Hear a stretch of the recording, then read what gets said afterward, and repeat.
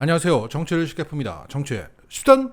오늘 뉴스타파는 최근 논란이 되고 있는 김만배 신앙님 인터뷰 72분짜리 파일을 전체 공개했습니다. 현재 검찰, 정부, 여당, 친윤 언론들은 이 인터뷰가 대장동 논란 초기 김만배가 이재명에서 윤석열로 타겟을 틀기 위해서 허위로 진행했던 인터뷰였고, 뉴스타파는 대선 3일 전에 이것을 폭로했기 때문에 이는 실패한 김대엽 사건으로 규정하고 있습니다. 더욱이 김기현 국힘 대표는 이 인터뷰를 사형에 처할 반역죄라고 규정하면서 내년 초에 있을 대장동 특검에서의 윤석열 수사에 물을 타고 현재 수사에 몰린 국면을 전환하려고 시도하고 있습니다. 또한 논란의 중심에 서 있는 신앙님 전 언론노조위원장 등 기자들을 고발하고 검찰 소환하면서 공안 정국을 대대적으로 연출하고 있습니다. 이런 가운데 공개된 이 전체 파일을 보면 이 인터뷰가 조작된 게 아니라 한국일보 선후배 간의 자연스러운 취재 과정이었음을 말해주고 있습니다.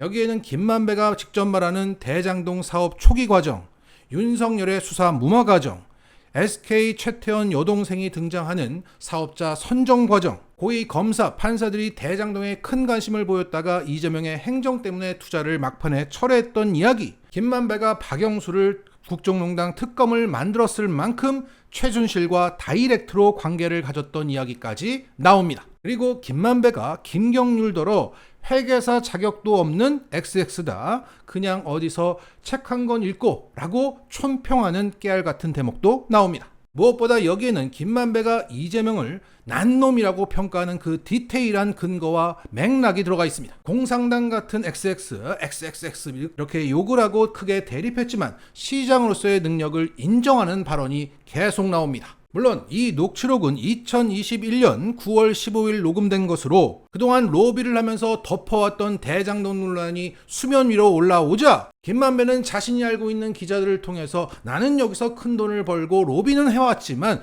그렇게 부정한 방법으로 돈을 벌지 않았다라는 취지의 주장을 하기 위해서 취재에 응한 것으로 보입니다. 하지만 이 인터뷰는 그동안 우리나라 기득권층의 혼맥, 인맥 등 인적 네트워크에 대한 정보와 주요 사원들에 대해서 수십 년째 취재를 해온 신앙님 전 미디어오늘 대표가 인터뷰이었기 때문에 그 사실관계가 크로스 체크되는 면이 있습니다. 또한 그 맥락과 발언을 보면 김만배가 임의적인 상태에서 하는 진술임을 알 수 있습니다. 무엇보다 인터뷰 도중에도 수차례 기자들로부터의 전화를 받고 답해준 장면이 나옵니다. 그중 한 김만배 통화 답변 내용을 보면 전화를 건 기자가 이재명과 대장동의 직접 연관성을 묻는데 거기에 김만배는 거듭 이재명은 몰랐지 라고 말하면서 관련성을 일체 부정합니다. 자, 그러면 김만배 신앙님 전체 녹취 파일의 디테일과 흐름을 짚어보겠습니다. 최초 둘이 만나서 덕담을 살짝 주고받고는 신앙님은 바로 본론으로 들어가려고 합니다.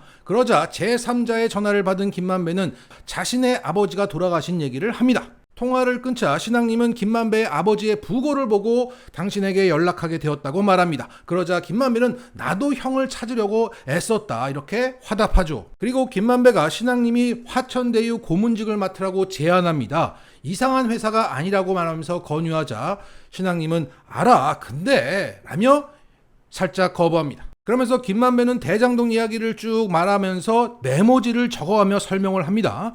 중간을 보시면 제가 써드릴게 라고 말하는 걸 보면 인터뷰 이후에 이 메모장을 신앙님에게 건네줄 생각이었던 것으로 보입니다. 자, 김만배는 대장동 초기 지주 작업했을 때부터 얘기를 합니다. 부산저축은행 조우영 얘기를 꺼내고 우리가 익히 알고 있는 윤석열 커피 얘기가 나오죠. 자신이 직접 나서기 그래서 박영수를 소개해줬고 박영수가 커피 한 잔 마시고 오라 이렇게 그랬더니 실제 윤석열이가 정말 커피 한 잔 주고 조우영을 그냥 돌려보내더라. 그러면서 사건이 없어졌다고 말합니다. 그리고 이야기 도중에 김만배가 회계사 얘기를 막 합니다. 그러자 신앙님은 그게 누구냐라고 얘기하자 김만배가 정영학이라는 실명을 말했고 김만배는 형 이거 쓰지 마라고 부탁합니다. 참고로 이 인터뷰에서 대장동 일당들의 실명이 나오는데 그중 이강기를 양아치, 남욱은 건달이라고 김만배는 평가했습니다. 결국 김만배는 정영학을 지키고 싶었다. 이후 김만배는 대장동 투자하려고 삼화재분 회장한테 가서 20억 빌려달라고 했는데 그 과정에서 이런 얘기가 나왔답니다. 20억을 가져가니 그래서 자꾸 이재명이가 수용 내려고 그러니까 그 로비 좀 내려고 그래요. 그랬지. 그러니까 이재명이한테다가 니네도 죽는다. 그래서 이재명한테 했는 게 아니라 주변에 하려고 그래요. 이후 김만배는 이재명이 대장동 사업을 추진하게 된 초기 과정을 언급합니다. 당시 이재명은 개발을 해서 돈을 벌어서 2, 3천억짜리 공원을 대장동에 조성하겠다는 계획을 발표하는데 거기에 대해서 김만배는 불만이었고 로비를 해서 시의회 차원에서 반대를 극심하게 했었다. 하지만 이재명은 끝내 대장동 개발 공고까지 냈다. 그래서 민간업자를 모집하기 시작했다. 그래서 나는 그것을 면밀히 검토했고 내가 당시 하나은행, 국민기업, 농협, 우리, 신한, 동양생명 등 7개의 은행들을 하나은행 컨소시엄으로 하나로 묶어서 뛰어들었다. 그럴 때 김만배가 다시 제3자의 전화를 받습니다. 그 과정에서 흥미로운 얘기를 하죠. 처음에는 법조인들이 엄청나게 이 대장동에 투자하겠다고 나섰는데 이재명이 3,700억 우선 배당 받아 가겠다고 하니까 이제 법조인들이 다 빠지겠다고 했다. 그래서 천화동인들은 다 파는 거였는데 안 팔렸다. 그리고 그 하나은행 컨소시엄으로 대장동 민간 사업자를 신청을 했었는데 이재명이는 이걸 볼 수 없지라는 대목이 나옵니다. 근데 이재명이는 이걸 볼 수 없지. 왜냐면 이걸 특검으로 형이 묶어놨으니까. 누가 했는지. 그러자 전화한 사람이 전문 용어가 나오자 뭐냐고 물었는지 김만배가 설명해주는 대목이 나옵니다. 그러니까 당시 2021년 9월 15일 김만배는 대장동 논란이 터지자마자 여기저기서 전화를 받고 신앙님과 같은 아는 언론인들의 취재에 응했던 겁니다. 자, 전화를 끊고 대화를 계속 이어가면서 김만배는 누가 1등이겠냐라고 신앙님에게 물어요. 그러니까 7개의 은행이 참여했던 김만배의 이 하나은행 컨소시엄이 1등이 될 수밖에 없었다는 말입니다. 그래서 이재명의 성남시가 가반의 지분으로 3,700억을 받아가는 것으로 하고 나머지 사업자들이 이렇게 지분을 나눠 가졌다라고 설명합니다. 그러면서 이재명이 이것저것 많이도 뜯어갔다라고 하면서 김만배가 푸념을 합니다. 근데 그 줘야 될 의무가 있는 거예요? 아니 법적으로? 법으로 걔네들이 그렇게 만들었어. 그 도시개발공사 돈이 없으니까 도시개발공사 직원 운영비도 여기서 내라는 거야? 그렇지. 그거에 관여했는 애들. 그러니까 이거를 기가 막히게 이재명이가 했는지 누가 했는지 아주 정밀하게 해놨네. 정밀하게 했지. 그러니까 손해는 전혀 안 나고 앉아서 코뿔게 딱 해놓은 거네. 해놓은 거지. 어. 그런데 철저하게 민간업자들이 돈을 내게끔 해가지고 위험을 딱 전혀 안 지고 그러니까 모든 리스크를 민간업자한테만 이게 김경률이가 하는 말은 저 새끼는 저거는 회계사 자격도 없는 새끼야. 응? 그냥 어디서 책 한 거.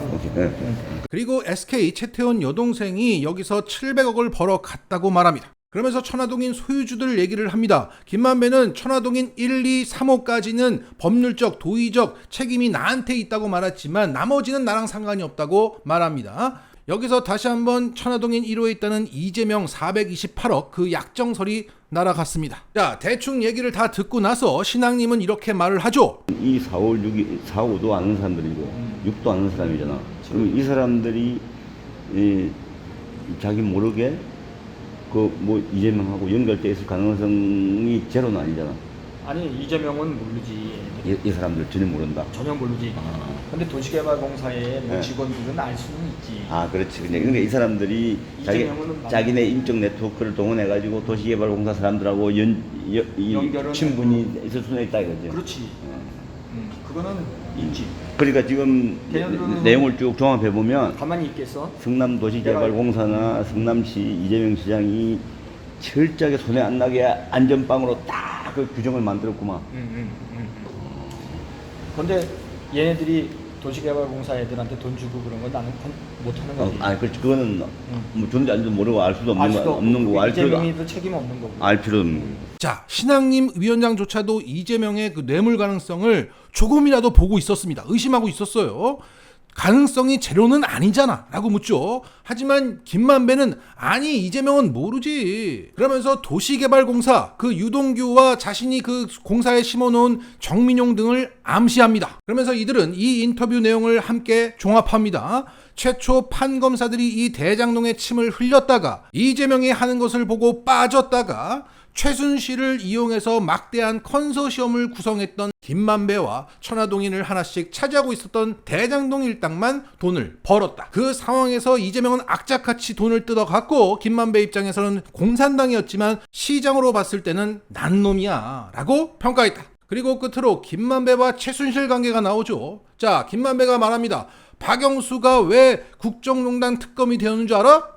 박영수가 자신에게 전화해서 특검해야겠다고 했고, 김만배는 당시 아주 자신과 친했던 최재경, 당시 박근혜 정부 민정수석한테 부탁을 했다. 방금도 최재경하고 통화를 했다고 김만배는 자신의 통화 내역까지 신앙님에게 보여줍니다. 나는 박근혜 핵심 라인과 연결되어 있던 사람이다. 최순실의 존재는 이미 전에 알고 있었고 국정농단 터지고 최순실을 보호하려고 애를 많이 썼다. 이렇게 대응하면 무사할 거라고 조언을 했다. 그러니까 내가 7개 은행을 묶어서 컨소시엄을 거대 구성해서 당당하게 대장동 사업자가 될 수 있었던 거야 라고 말하고 있습니다. 자, 인터뷰를 마치고 화장실에서 함께 일을 보면서 담소까지 나누고 이 녹취록은 끝납니다. 자, 시간이 나실 때 이 녹취록은 꼭 한번 보시기를 권해드립니다.